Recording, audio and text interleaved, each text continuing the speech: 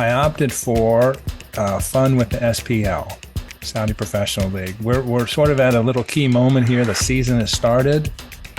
Transfer window is about to close.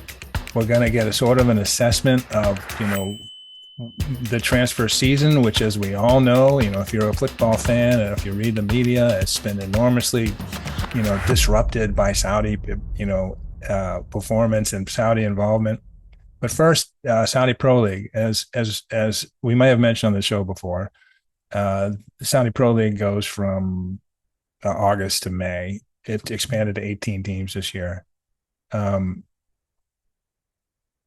Al Ittihad is out of the gate quickly. Last year's champion, 4-0, top of the table, tied at least in points by Al Ahly, which, fascinating enough, was relegated last year. Lucian, we pay special attention to the Al Fayha Orange, who are sort of bumping along at number 10. They have one win and 2 draws and a loss. Al Nasser is at 6. It's Ronaldo's team. Shabab and others are all, kind of struggling. But anyway, they're off and running, and it's a really interesting season because, hey, guess what happened, if you haven't heard. So the transfer window closes for the Premier Leagues across Europe September 1st. There's a couple outliers. I think Belgium is September 6th, Mexico the 13th, Qatar the 18th, UAE 21st. Saudi's transfer window closes the 7th. But so things can still happen. But most of the damage is done. So what's the running tally right now?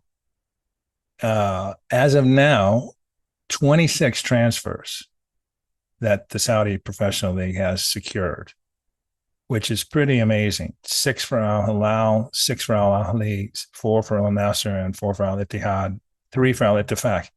The interesting thing about there is Al Hilal, Al Ahly, and Nasser and Ittihad were the 4 teams that PIF invested in. Ittifaq is doing this independently. They nabbed players, from a who's list. They nabbed them from Chelsea, Liverpool, Real Madrid, Inter Milan, Celtic, Lyon, Newcastle United, Bayern, Barcelona, PSG, Manchester City, Manchester United. I mean, they got them from everywhere.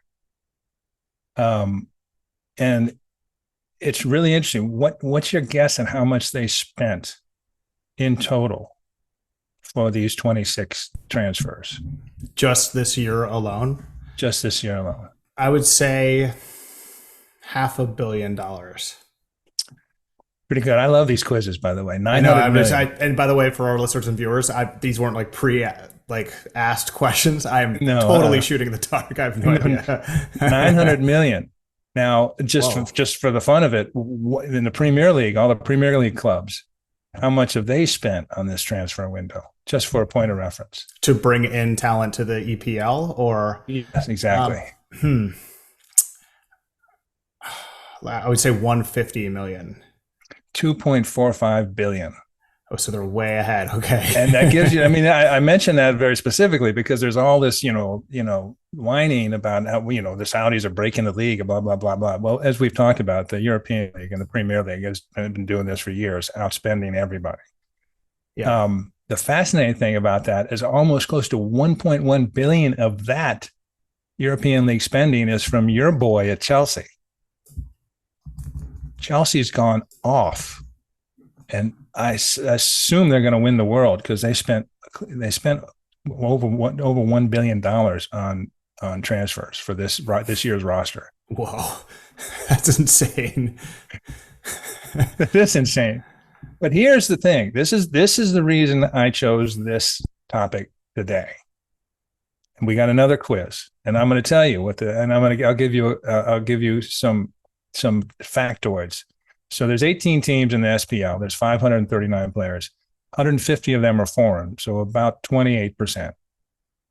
Average age is 27.7 years old in the Saudi Professional League. 26 transfers. We all know Ronaldo and Neymar. Ronaldo's last year, but Neymar, Benzema, Kante, really big names. And So what's the average age of these 26 transfers? Ooh, I would say 31. This is what's interesting. The average age is 27. Oh, And that's one of the most impressive to me, because they're getting pinged. Oh, okay, all these faded old superstars. Well, we're happy to see them go from European League. Their day is done. Their glory is gone. Go play in Saudi Arabia and make a buttload of money. No, they're getting some young guys, and like I said, average age is 27. Of the 26 transfers, 16 or 30 or younger. And that includes people like, I'm going to butcher these names, I apologize. Jota, who came from Celtic, he's 24. Ruben Neves came from Premier League Wolverhampton, he's 26. He was a captain of that Wolverhampton side. Malcolm, who leading scorer in the Russian league last year from Zenit St. Petersburg, 26. Fabinho, I don't know. I'm sure that's terrible. What is it? It's usually me, by the way, that is ruining people's names. So I'm enjoying this very much. Fabinho, I don't know. He's a Brazilian midfielder. So he's 29, and they got him from Liverpool. So I mean, there's some young blood in all this, and it makes it really interesting. And one of the things the Saudi national team uh, has a new coach, and Hervé Renard, the Frenchman who took them to the World Cup last year, is going on to lead the French women's team, which is pretty cool. The new coach just signed for a $27 million contract, and he is. I'm looking for his name. I'm missing his name. Oh, Roberto Mancini. Oh, that's right. All right, so picking it up. So the new coach of the Saudi national team, Roberto Mancini, Italian, just came in. He paid a lot of money, but he's under a lot of pressure because Hervé Renard did a really good job.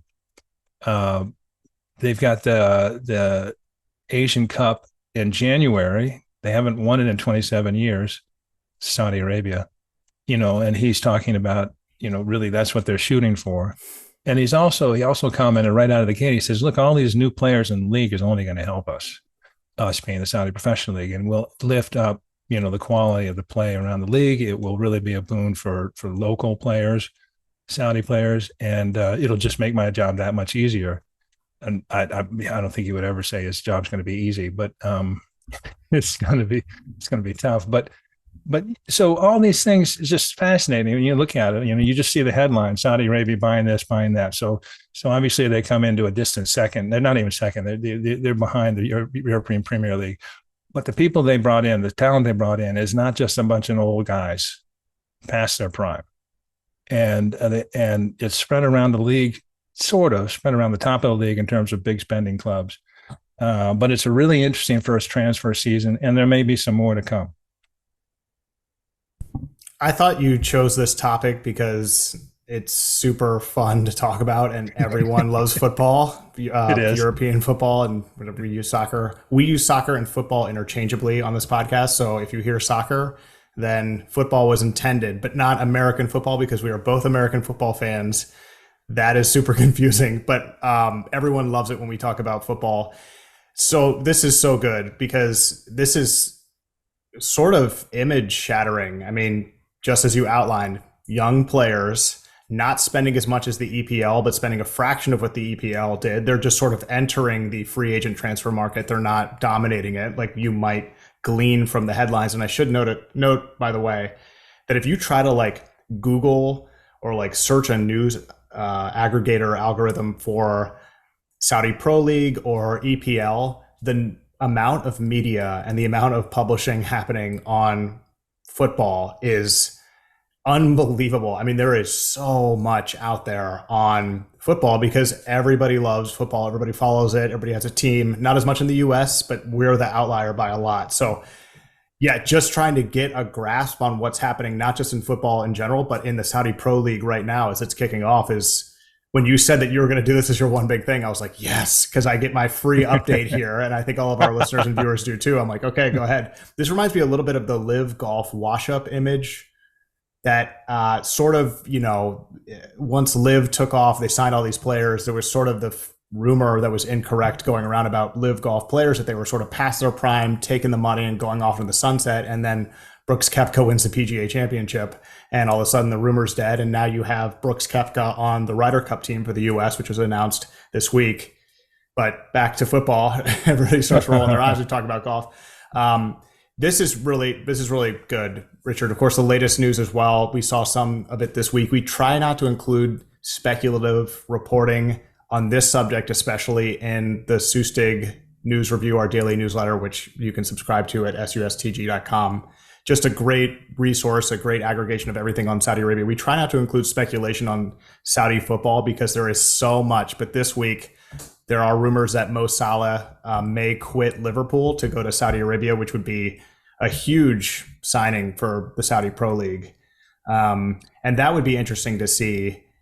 So the other thing too, Richard, and I wanted to ask you a little bit about this, is now that the Saudi Pro League is sort of gaining momentum and has, you said 900 million in transfer signings. You've got all these new coaches coming in. You have a rejuvenated league with PIF owning some of the teams now. They're now bidding to go into the UEFA Champions League, or they're interested in doing it. And that's not a surprise, of course, because they have a lot of good players now, and one or two of their teams may actually have a shot at it now that they have some of these big marquee names. And as you noted, with based on quotes from Mancini, that the local talent will start to really develop now that the league has been totally, brought to life, rejuvenated. You could use a lot of words to describe it. Just Upgraded. Upgraded. There you go. There you go. Just wanted to add this too. And I've seen some sort of, like online, like images of, I haven't watched any of it, but I've seen some of like the new jerseys coming out. I actually texted the CEO of CAF, Gautam Sachatal, because I saw the new CAF Al Nasser branded jerseys on Ronaldo. And I was like, dude, these are so cool with CAF across. I think they won yesterday for nothing. And he was like, yeah, these are sick, aren't they? And it's like the CAF logo is on the front. He will very likely be joining us in a few weeks on the podcast, which is exciting. We talk about CAF and everything and that partnership. But Richard, really useful, really helpful. I know the fans love the football. We get a lot of feedback on these segments on football. I would like to watch some more of it. We have to. I don't even know. I don't know if they have. IMG obviously went out and got a lot of carriers, including Canal and DAZN. I don't know how to pronounce that, but I don't know if they have a U.S. carrier, so to watch it. And I would love to see it. But we have to make sure when, in terms of the King Abdullah Financial District, when he comes on, I'm excited he's coming on, that we don't just talk about football. But here's the thing. This is a cool thing. So in the Sustig Review today's edition, there's an article there. Al Nasser, Al Nasser started out, they lost 2, they won 2 now, so they're even up in there. Like I said, they're sitting at 6 on the table. But apparently, and Ronaldo, I think, had a hat trick in this last one. In any case, so he's broken out a new dance. So he's got a signature dance, and he broke out a new dance, which is sort of a take off the Ardha, which is the sword dance. But if you go find the video, and they'll show it, and what's really cool, all right, he's doing it, which is kind of neat. It's just a snippet, and of course, this goes in his social media. It goes everywhere. Everyone sees it. The roar of the crowd. I mean, the place is just rocking. And when he does this, it's like, and this is, the 4th game of the season, against a lower echelon team. It's just exciting stuff. And I wanted to make a quick point on that Live reference that you made. And one of the reasons I did this, and one of the reasons I pointed out that, 900 million is a boatload of money, and Saudi Arabia is now a big player, but they still aren't the major player, is, all the clickbait that went in with Live when they tied up with PGA, and obviously that's not been confirmed. Saudi Arabia takes over golf, blah, blah, blah, blah, blah. Just silly stuff. And as I've said before on this show, that deal is 100% good for PGA. They come out the winner in almost every regard. Live, I think, gets what they want. But Saudi Arabia is not taking over anything. They're sort of elbowing in and wanting to be part of this, and they want to play on the pitch too, but they're not taking over anything. So it's just all a fascinating exercise.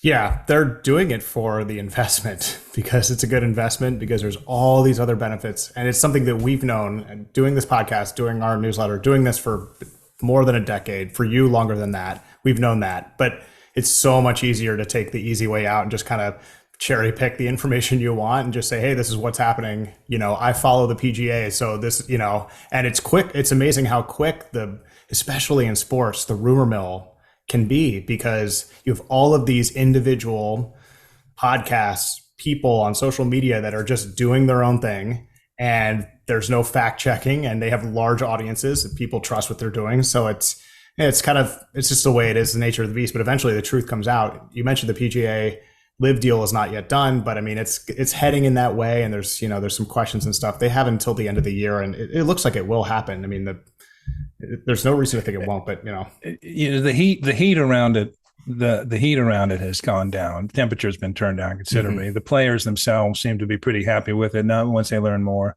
I mean, Congress will get its say, because Congress always gets its say, and there may be Department of Justice issues, but yeah, I mean, it's nice that the temperature's been turned down a little bit, and it can proceed based on its merits one way or another. Mm-hmm. Good one, Richard.